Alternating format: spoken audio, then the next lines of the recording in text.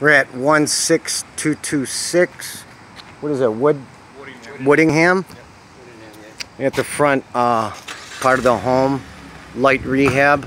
We're going to take and tear these common brick out. I found them at Sabiston Supply because they're a refurbished brick.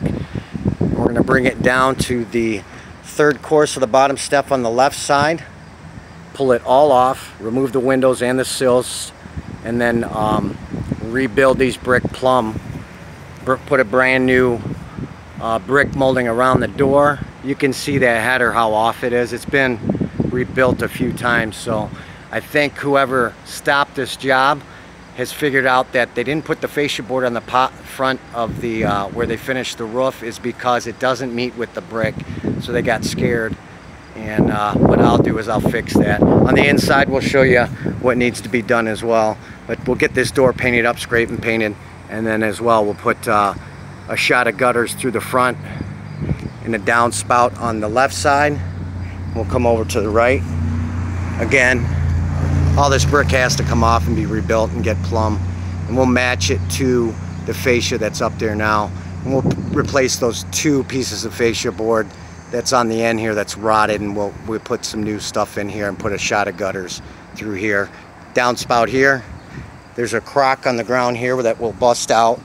That leads to the basement, and we'll fill with cement. We'll just divert the water away from the home from here over with the downspout. Brick is intact on the side. We're going to give it a light power wash to get any remnants of efflorescence from the brick and a little staining from mortar. Again, here with this crock that leads to the basement, we're going to bust that out, fill it up with mortar, and then put a new diverted downspout here.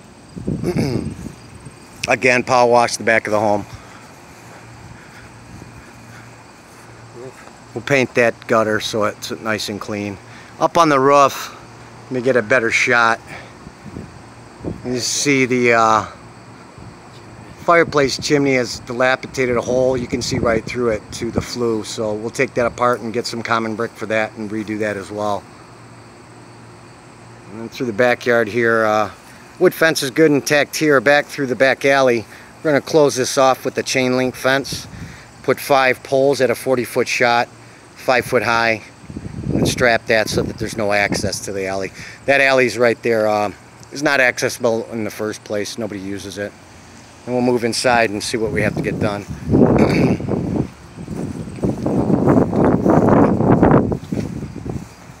It's a nice brick home.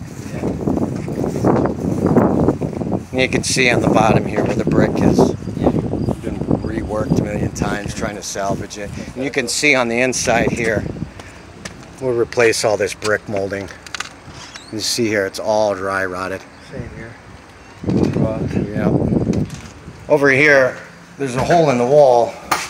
So what seems, shut that door so we can you'll see a little better.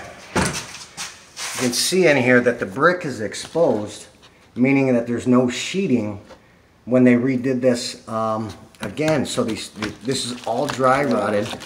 You can see this wood, all dry rotted. We're gonna have to reframe this whole wall here, and I'm gonna take a step back, knock all this drywall off on the right side, and see what we got to get into, because there was obviously some water damage.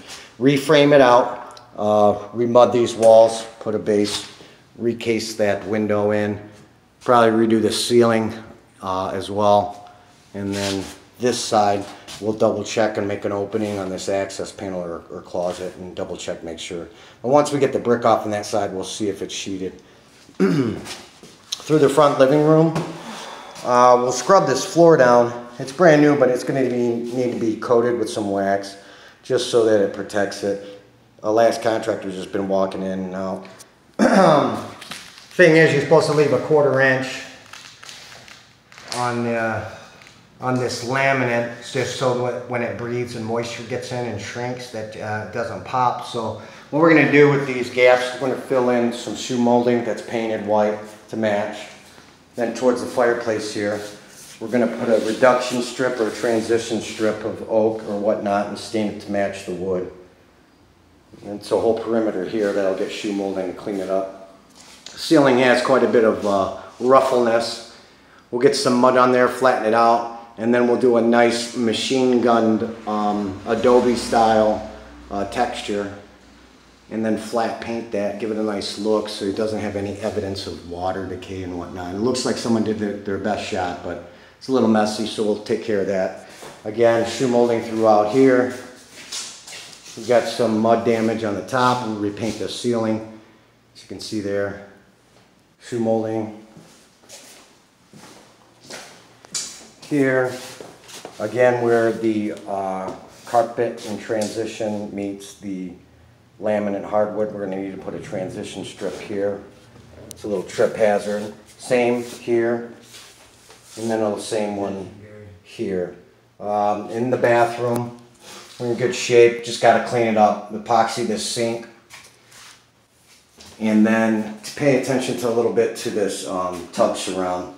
We're going to have to scrub it down with a diamond wool scrubby, and then we'll put some white epoxy paint, change out and fix that diverter there, new handles, clean up and scrape that faucet head. If not, replace it with a brand new one so it looks fresh and new here. And then we'll put a brand new shower head, rings, and curtain, brighten it up.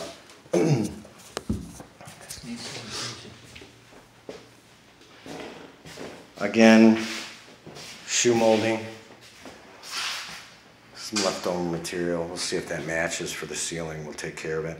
Then we'll need a transition strip here at the kitchen. We'll scrub out these large 24 by 24 tile, put a coat of wax on it so it looks fresh and clean, get all this garbage out of here.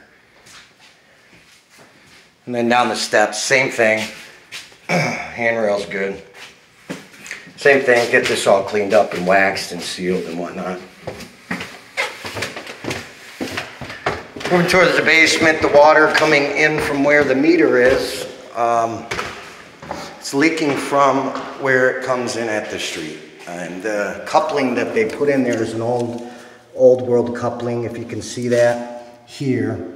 This is not to code, that's going to have to come out. We're going to have to put a bite on there to that metal there, which is a 5/8, and they make a mechanical device for 65 bucks that we'll put on there and reseat it. Probably take this elbow off, reseat a new one so that it runs perfect with the new pipe, and then way you won't have any water issues. I'm going to shut off there, but basement looks pretty good. Other than the mechanicals, we'll have to get set up for you. We're going to put a nice Goodman 3-burner here, furnace, and then make sure that we have a furnace filter. Make sure we change this nasty scrub pad out. That's actually a scrub pad. We'll hook up the gas to the new unit, and then we'll do a combo special, make sure that it's ran to an electrical, which is a dedicated circuit to itself at the circuit box, and then make sure that this thermostat wire works correctly. Over here, you got set up for the water tank and the exhaust. We'll have to change that 2-inch pipe to at least 4 to code. You can see how small this is. It's about 2 inches to code. It's got to be at least 4 for proper vortex. So we'll get that tapped in. Nice ream-rod water tank. And then anything that we find, probably paint that laundry tub up on the exterior to brighten it up. But if we find anything that's out of the usual, we'll take care of it. And I think that's about it. You're in good shape, and I'll get back with Paul. Thanks.